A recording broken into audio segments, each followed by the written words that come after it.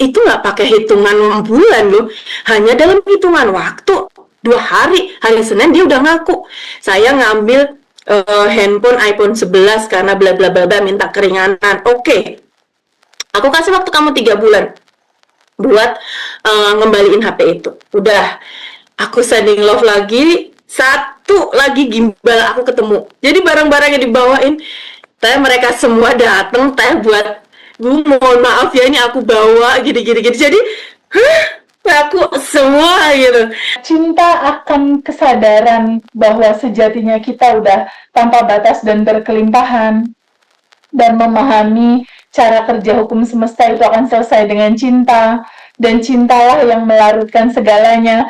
Itulah yang membuat semua hidup kita tuh jadi berubah, karena dalemannya udah berubah. Tadinya mengeluh, kesel, marah-marah, berubah jadi bersyukur, berterima kasih. Otomatis realitas juga jadi berubah gitu. Mbak Dea, mungkin langsung aja ya Teh ya, karena ini sudah mau maghrib juga. Betul. Langsung ke Mbak Dia. Mbak Dia, silakan saya. Boleh open mic-nya? Halo, assalamualaikum semuanya. Assalamualaikum Teh. I love you, masya Allah. Thank you so much sayangku.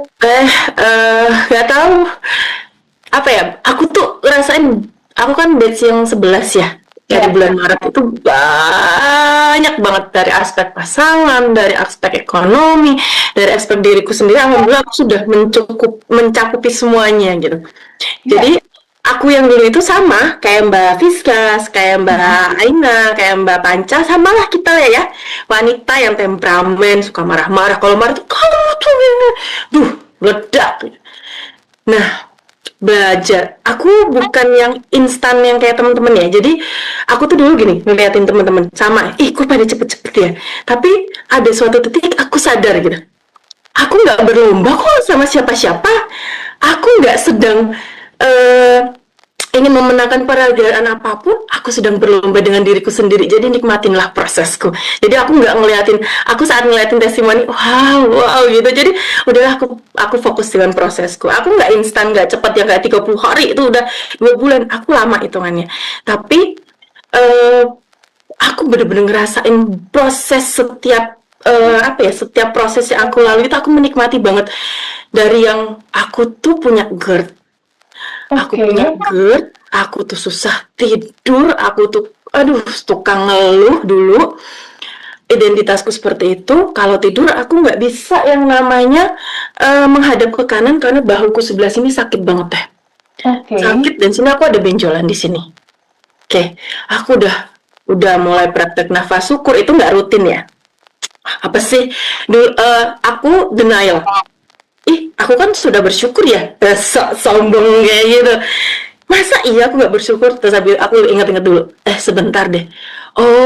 Terus akhirnya aku mulai praktek, mulai biasa. Ternyata rasanya bersyukur tuh kayak gini ya, enak banget ya Allah. Sampai bilang, ya Allah makasih ya Allah, makasih aku kok selama ini kemana aja sampai nggak bersyukur atas tanganku, atas kakiku, atas mulutku. Jadi sekarang kalau makan tuh yang, ya Allah makasih aku bisa makan ini, makasih. Udah yang kayak gitu banget, yang sampai bersyukur, ya Allah kok baik banget sih kayak gitu. Nah udah praktek, udah berapa ya, 1 bulan lebih. Aku bisa tidur nyenyak. Aku bisa tidur nyenyak. Sepanjang tidur, sebelum tidur aku praktek, aku bersyukur. Aku bilang makasih ya Allah, aku bisa makan enak, aku bisa tidur di tempat tidur ini, masih bisa merasakan AC di ruangan ini. Makasih ya Allah, makasih. Setiap itu tuh aku bilang makasih semuanya. Habis itu aku tidur. Walaupun aku tidur di jam 12, bangun jam 3 gitu, habis itu aku nggak tidur lagi, tapi badanku fit Dulu aku kalau kurang tidur, pusing banget, berat banget, mau tidur seharian tetap aja berat kepala. Ya Allah, ini kenapa sih kok badannya kayak gini? Aku sekarang udah bisa miring kanan, miring kiri, GERD-ku sembuh, dan benjolanku yang di sini mengecil. Aku yang ya Allah makasih gitu. Ya Allah, itu tuh wow gitu. Terus kemarin aku ikut yang reuni Jakarta. Aku yang tanya, Teh gimana ya, suami aku tuh kok kayaknya nggak bisa nih diajakin, ini kok kayak gini ya, maksudnya ayo dong, apa ya, kok sukanya masih kayak mengeluh, suka ini, suka ini. Aku tanya tuh. Terus teteh bilang, itu adalah cerminanmu. Waduh, langsung, oh iya ya, oke, oke, oke, oke. Dari semenjak itu, sebelum itu tuh aku bilang sama, kamu tuh begini, aku mendikte dia. Kamu tuh harusnya begini, kamu tuh harusnya apa? Bersyukur, kamu tuh harus ini dirilis, belum banyak kayak sotoy banget, kayak baru dapat ilmu sotoy banget gitu. Tapi setelah dari dengerin Nada, oh iya ya, ayo udahlah, terserah lah dia mau ngapain gitu. Habis itu aku sama suami kan ada ritual yang setiap bulan itu entah 2 kali atau apa, aku harus keluar berdua ngobrol pacaran gitu. Nah, Nice. aku selalu di tempat itu, di tempat kesukaannya kita. Terus nggak tahu tiba-tiba malam itu aku bilang, yuk jalan yuk, aku pengen jalan-jalan nih, aku pengen ngobrol lah gitu. Jalan keluar, ngobrol lah kita tentang, aku dan dia tuh seneng ke diskusi tentang pengembangan diri kayak gini, diskusi lah bla bla bla bla. Iya, aku nggak tahu tiba-tiba mengklik mengorek dia kan memang ada luka ya. Jadi aku sama suami itu, aku abis ngobrol sama dia, aku begini, aku sama suamiku itu dipertemukan karena luka. Dua-duanya ini saling tarik menarik, tapi karena luka inilah kita berdua ini saling menyembuhkan gitu loh. Allah itu sebaik itu buat mempertemukan kita, buat saling menyembuhkan, Beb. Ya, bukan saling melukai di sini, aku bilang kayak gitu. Habis itu dia cerita, itu di tempat makan rame teh. Tempat makan steak gitu kan rame ya. Aku bilang, Beb, kayaknya kamu ada buka masa lalu. Dia tiba-tiba cerita tentang luka masa lalu dia, tentang bapaknya. Dia nangis teh di depanku teh, yang selama ini nggak pernah nangis. Nangis yang, aku cuma diem ngeliatin dia. Dia sadar gitu bahwa dia tuh punya luka masa lalu yang selama ini dia denial. Dia tolak, dia nangis teh. Aku, aduh, oke, diem, oke. Aku cuma bisa pegang tangannya dia, nggak bisa apa-apa. Aku cuma udah ngeliatin dia. Kalau dia udah tenang, udah tenang, udah. Oh, ternyata setelah kita share, aku kan sama suami seneng cerita, seneng ngobrol, dan sering analisa gitu loh, apa yang kita rasain. Oh, ternyata seorang wanita itu mudah untuk mengungkapkan perasaannya, makanya mudah untuk rilis ya. Tapi untuk dari seorang pria itu susah, karena dia itu tidak diajarkan untuk mengakui perasaannya dia. Pria itu harus tegar, gak boleh nangis, pria itu harus seperti ini, kan udah di framing dari masyarakat kan seperti itu. Jadilah dia yang tidak bisa menganalisa apa yang dia rasain. Apalagi kita dengan kita kan dari keluarga yang orang tuanya kan tidak melek seperti ini ya, parentingnya tidak mengajarkan emosi, tidak mengajarkan ini loh marah seperti ini. Jadi kita bingung, ini sebenarnya apa yang aku rasain. Nah, itu kesulitan yang di situ ternyata yang dirasain oleh suamiku, tidak bisa memilah-milah apa sih yang aku rasain, marahkah, sedihkah, pokoknya 9 emosi dasar itu nggak tahu gitu loh. Sebenarnya tuh kalau aku inget-inget kenapa aku susah untuk merilis pun sebenarnya di situ, karena kita nggak tahu apa sih yang aku rasain, sedih apa sih gitu. Tapi setelah ngerti yang Teteh kasih nih, 9 emosi dasar bla bla bla, oh aku lagi sedih, oh ada emosi cemas, oh aku ada ini, jadi ngerilisnya enak gitu. Jadi dulu tuh ngerasa, aku ngerilis kok gak selesai sih, kok kenapa sih. Tapi ternyata setelah aku analisa lagi, itu tuh kita tuh kayak ngupas kulit bawang nggak sih, yang gede banget gitu, kayak bola salju, kita kupasin satu-satu, emang nggak selesai. Tapi percayalah, setiap layer yang kita rilis itu setiap layernya berkurang kok, nanti lama-lama akan ketemu kebahagiaannya kayak gitu. Nah, udah terus habis itu udah jalan 3 bulan, aku ada sesuatu nih yang kemarin aku sempat WA Teteh sih. Karyawanku tuh di rumah, di sana tuh ada 1, 2, 3, 4, 5, ada 5. Tiba-tiba berkonflik lah aku dengan satu karyawan, padahal aku cuma ngingetin dia, kamu tuh harusnya kayak gini, karena bahasa teks itu susah dimengerti dan nggak ada emotikonnya, ada diartikannya. Dan diartikannya kayak aku marah-marah gitu. Jadi dia anak Gen Z, diartikannya ini. Akhirnya dia memutuskan untuk resign. Oke, nggak apa-apa resign. Padahal itu salah satu karyawan andalan aku yang dia kalau nge-live itu omsetnya tinggi. Oke, ya udah. Aduh, aku udah sempat panik tuh. Oke, rilis. Habis itu suami aku ngobrol sama si karyawan ini. Habis itu ternyata luruskan lah istilahnya. Diruluskan, eh, ternyata salah paham. Nah, salah paham, oke, dia mau kerja lagi. Nah, habis itu besoknya, tapi ini memang benar-benar sih, maksudnya ini memang udah jalannya Allah, udah benar-benar Allah bilang jangan, nggak usah gitu. Besoknya kejadian makin gede, tiba-tiba aku nggak tahu si cewek ini dia bilang aku difitnah sama suami aku Pak Kris, bla bla bla, dia bikin status, heboh lah, kantor tuh heboh. Habis itu dia resign, saya keluar. Nah, ya udah, oke, gak apa-apa dia keluar. Tapi aku bilang, aduh, hati-hati nih, ada satu orang andalan aku yang jangan sampai keluar nih. Ternyata setelah itu kejadian akhir bulan, setelah tanggal 1 teh, pada keluar semua karyawanku teh. Habis, aku panik. Apa yang kamu bisnis apa?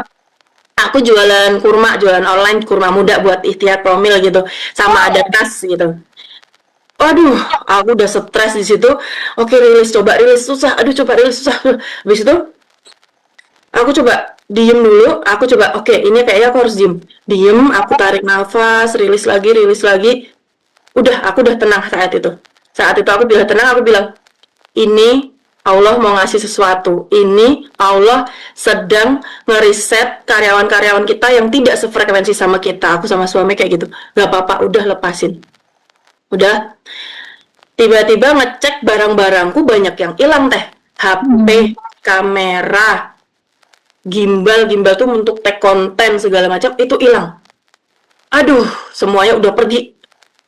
Aduh, aku udah ada satu yang saudara aku. Aduh, aku tanya-tanyain lah dia. Waktu itu sebelum itu aku udah nggak tahu mau ngapain, udah deh, aku udah pasrah. Aku intinya waktu itu cuma bilang makasih ya Allah, aku tahu ada kebaikan di sini, makasih. Aku dulu waktu ketika itu datang, aku pasti akan sedih sesedih-sedihnya, gerta aku akan kambuh semua, nangis yang mengguling-guling, nggak bisa tidur. Tapi itu aku bisa tidur, aku bilang makasih ya Allah, aku tahu ada hal kebaikan. Aku sending loving karyawanku satu-satu, aku sending loving.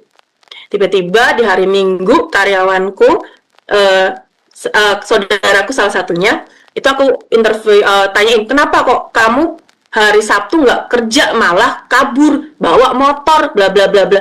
Terus habis itu dia bilang cerita kalau mendapetin cerita bahwa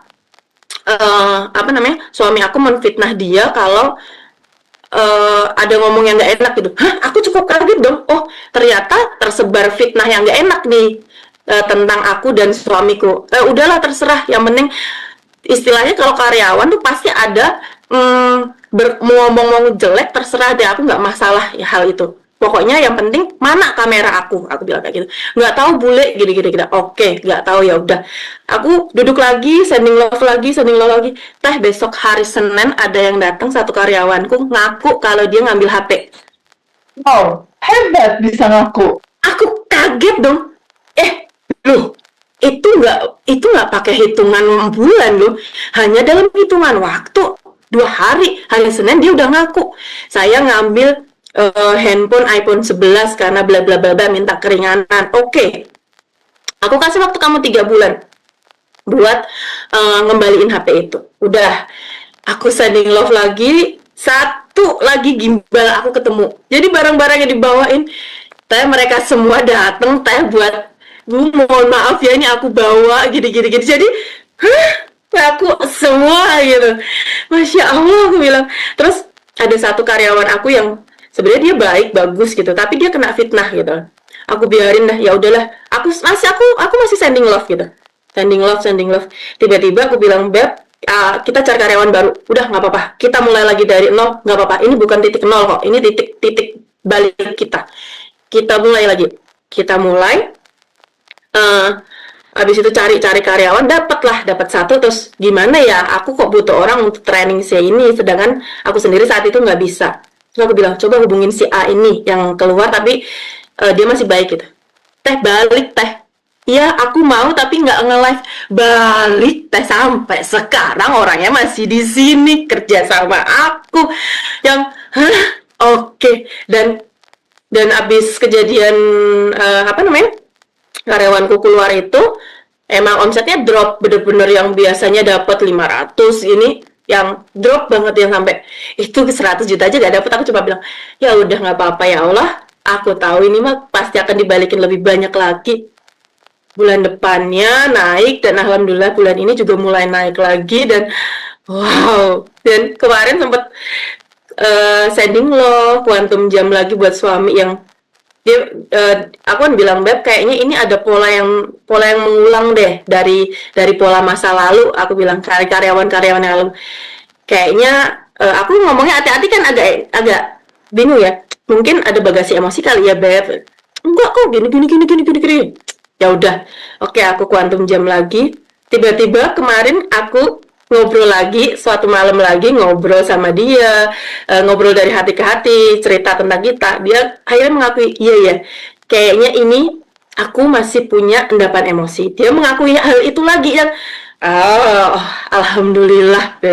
Terus aku kayaknya harus menyembuhkan diri deh gitu. Terus aku bilang, yes Beb, sekarang waktunya kita menyembuhkan diri agar luka-luka masa lalu kita ini nggak kita warisin ke anak-anak. Aku pengen anak-anak tumbuh dengan bahagia, dengan ceria. Stop lah luka pengasuhan yang mungkin orang tua itu nggak tahu. Udah stop di kita gitu. Stop, biarin. Udah copot semuanya, kita ganti yang baru biar kita bisa mewariskan kebahagiaan, kehappyan untuk anak-anak. Aku bilang kayak gitu. Dan ya udah, sekarang udah mulai rilis dia pelan-pelan, udah mulai mulai satu-satu dilepasin. Ya Allah, aku bilang, itu tuh doaku tuh banyak banget yang aku bilang, ya Allah, doaku tuh cepet banget ya dikabulin. Kayak kemarin nih, hari Minggu, kan biasanya hari Minggu nggak live nih. Ya udahlah, nggak usah live. Wah, kayaknya enak ya kalau hari Minggu tuh ada yang live. Tiba-tiba karyawanku bilang, Pak, aku hari Minggu masuk ya, karena aku hari Seninnya mau izin. Wow, alhamdulillah ada pemasukan lagi di hari ini. Terus kemarin sempat turun pendapatan. Ya udahlah, nggak apa-apa, turun. Terus akhirnya sekarang udah naik lagi. Yang, ya Allah, kok ya udah deh, ya gimana gitu loh. Kayak kemarin aku ngedengerin siapa, Mas Arif RH lagi live gitu kan. Bukan, siapa kok, Irwan kalau nggak salah. Aku ngeliatin di YouTube-nya Ngaji Roso, dia bilang, semua yang kita inginin itu intinya adalah rasa. Rasa apa? Ya rasa bahagia, rasa bersyukur, rasa senang. Ya sama kayak Teteh bilang, berarti kita mau dapet apa enggak, intinya kan adalah rasanya itu. Rasanya mau apa? Bersyukur, bahagia. Ya itu yang sekarang yang harusnya kita dapet gitu. Oh iya ya, jadi sekarang kayak kalau misalkan ada kesedihan apa-apa, aku bilang, ya Allah, Allah mau ngasih sesuatu nih lebih besar nih. Terus dulu kalau aku mau ngeluarin uang kan, aduh, ngeluarin duit lagi, bayar ini lagi. Terus kan kemarin diajarin Teteh arigato money kan. Terus coba bilang, habis ini mau datang duit banyak lagi nih. Dan bener, masuk misalnya habis ngeluarin nih, aku mau ngeluarin nih, habis ini pasti kan akan datang banyak. Bener, berkali-kali lipat yang balik. Dan ya Allah, aku udah, ini Masya Allah indah banget ya. Jadi aku tuh ada ritual khusus. Kalau jadi jam 3 itu pasti kan bangun ya untuk sholat tahajud. Setelah sholat tahajud, aku akan duduk di depan menikmati udara pagi gitu yang enak. Aku sambil nafas syukur di situ. Aku menyapa, Assalamualaikum ya Allah, alhamdulillah, terima kasih. Terus gue bilang, Hai alam semesta, terima kasih Allah mengantarkan alam semesta ini. Jadi aku selalu bangun, duduk di situ, aku akan selalu disambut oleh angin yang aku bilang, ya Allah, makasih loh, aku disapa oleh alam semesta dengan angin sejuk ini yang datang dari sini. Aku tungguin, terima kasih. Aku setting energi di pagi hari seperti itu, seharian aku akan happy. Jadi ya kayak gitu. Bener kata Teteh juga, kalau misalkan ya pasti akan ada marah, sedih, betul. Tapi aku pernah beberapa kali ngerasain marah yang nggak pakai emosi gitu ya. Kayak marah sama karyawan yang nggak pakai rasa gitu. Kamu ya cuma marah gitu doang. Marah tapi ternyata bisa ya marah tapi tanpa tanpa rasa gitu tuh, ternyata bisa gitu. Jadi wow gitu. Ikut kelas ini tuh luar biasa banget, maksudnya Masya Allah. Dan dari Ngaji Roso tuh aku ketemu guru yang banyak banget.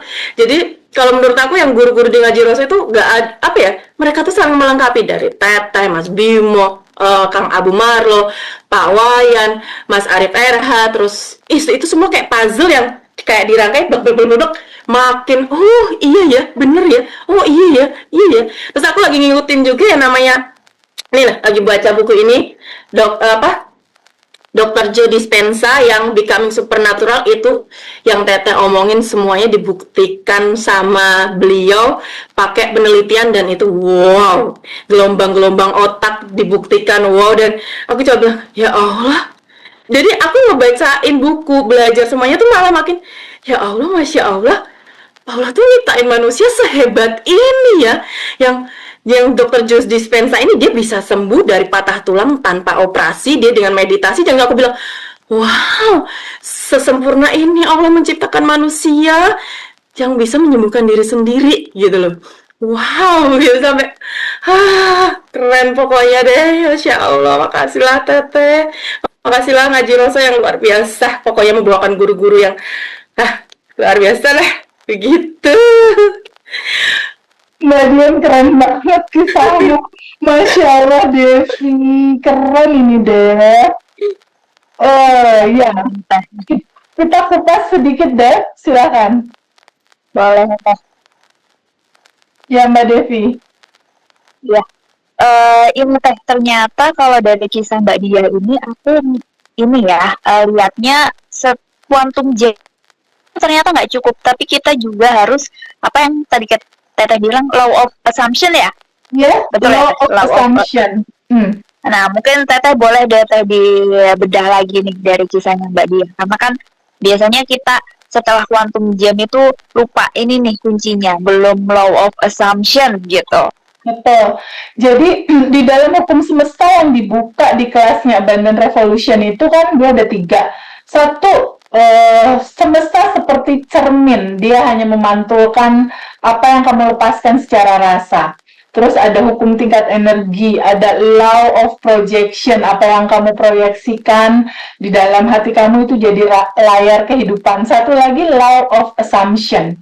Nah, tadi dari kisahnya Mbak Diah, itu dari kondisi dia dan karyawannya, situasi kesehatan dia. Kalau yang aku simak, rumusan intinya, rasa syukur yang mendalam itu menyembuhkan tubuh. Jadi di titik kamu sakit, misal siapapun nih teman-teman yang lihat video ini dalam kondisi sakit, cintai sakitmu. Terima sakitmu, terima plus minus tubuhmu apa adanya. Setelah itu syukuri.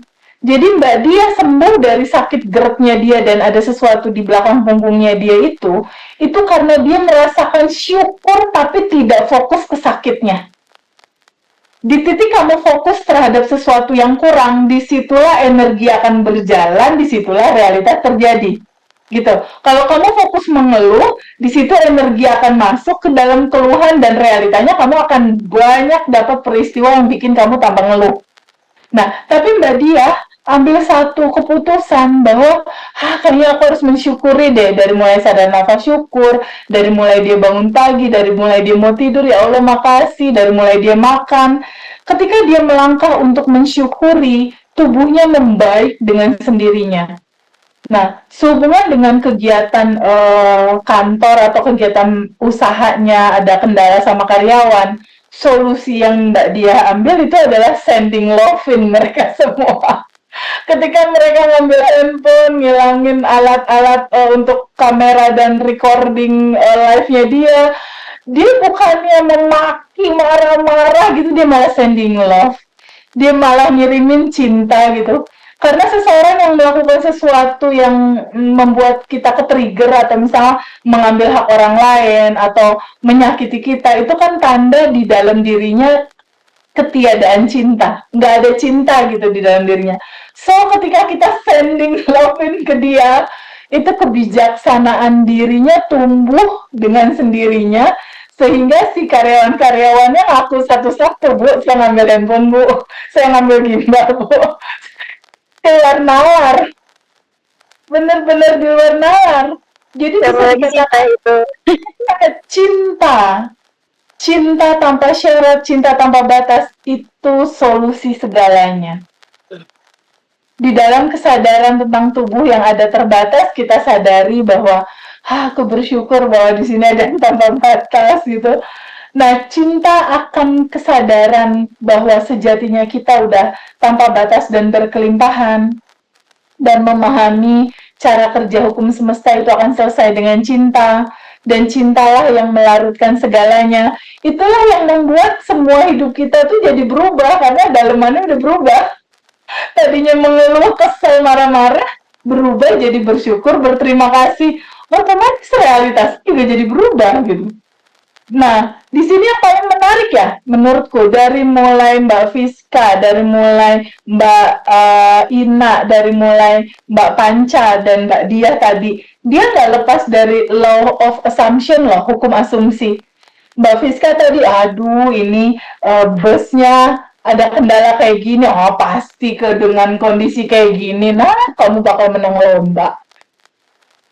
Yang diasumsikan yang terjadi akhirnya gitu. Terus Mbak Ina juga sama, punya asumsi-asumsi positif. Mbak Panca juga tadi sama kayak gitu. Mbak Dia juga sama, ada hukum asumsi ketika realita tidak sejalan keinginan, tapi kita membuat asumsi lain. Nah, pasti ada hikmahnya nih, pasti ada kebaikannya nih, pasti ini omsetnya naik nih dari sebelumnya nih, pasti ini ada sesuatu yang baik di balik ini. Nah, asumsi itu yang berjalan. Jadi law of assumption itu powerful. Law of assumption atau hukum asumsi. Kan selalu kita bilang ya, syarat nol dari cerita materi Banten Revolution. Prasangka baik pada Allah di atas rata-rata. Itu law of assumption. Asumsi atau prasangka atau makna yang kita kasih di balik peristiwa, di balik segala sesuatu yang terjadi, itu asumsi itu penting. Karena asumsi itu memberikan nilai di dalam rasa, ada rasa di dalam asumsi itu. Itulah yang mewujud jadi realita. Jadi seru banget teman-teman kalau kita mau belajar bersama dalam kesadaran, kita akan ketemu sejatinya kita. Dan kalau kita lihat kisah 4 sahabat terbaik kita tadi itu awalnya itu tidak seperti ini. Nggak banyak senyumnya, wajahnya cantik senyum. Ketika mereka paham untuk mengambil keputusan, aku mau berubah, aku nggak mau kayak gini lelah, gitu. Itu yang jadi satu perenungan buat kita. Yuk teman-teman, sama-sama yuk kita bareng-bareng. Kamu nggak sendiri. Di titik siapapun saat ini kamu tonton video-video saat ini, sadari kamu gak sendiri, bahwa pada saat kamu mengalami ini, aku, Mbak Fiska, Mbak Dia, Mbak Ina, Mbak Panca pernah ngalamin itu semua kayak kamu. Jadi kamu gak sendiri, kita semua pernah ngalamin, dan Mbak Fiska, Mbak Dia, dan teman-teman semua udah mengalami sedikit perubahan dari yang tadinya marah-marah jadi tenang, lalu kemudahan datang beruntun. Sekarang waktunya teman-teman juga untuk merasakan rasa bahagia seperti kami rasakan. Begitu Devi, kita tutup aja deh, udah mau jam 6. Oke, sudah maghrib juga teh ini. Ya. Waktunya habis maghrib. Terima kasih untuk semuanya, Mbak Ina, Mbak Dia, Mbak Fiska, sama Mbak Panca. Terima kasih untuk hadir sharing bareng kita hari ini. Semoga ini bisa menginspirasi teman-teman yang lain yang mungkin keadaannya sama gitu ya Teh ya. Iya. Terima kasih juga untuk Teteh hari ini. Oke, kita tutup ya Teh ya. Assalamualaikum. Waalaikumsalam. Bye. Terima kasih Teh Feby. Mbak Ina, Mbak Dia, Mbak Fiska, I love Mbak you Panca. too, Teteh. Ketemu di Bali ya. Iya Teh. Ketemu di Bali kita. Bye. Bye.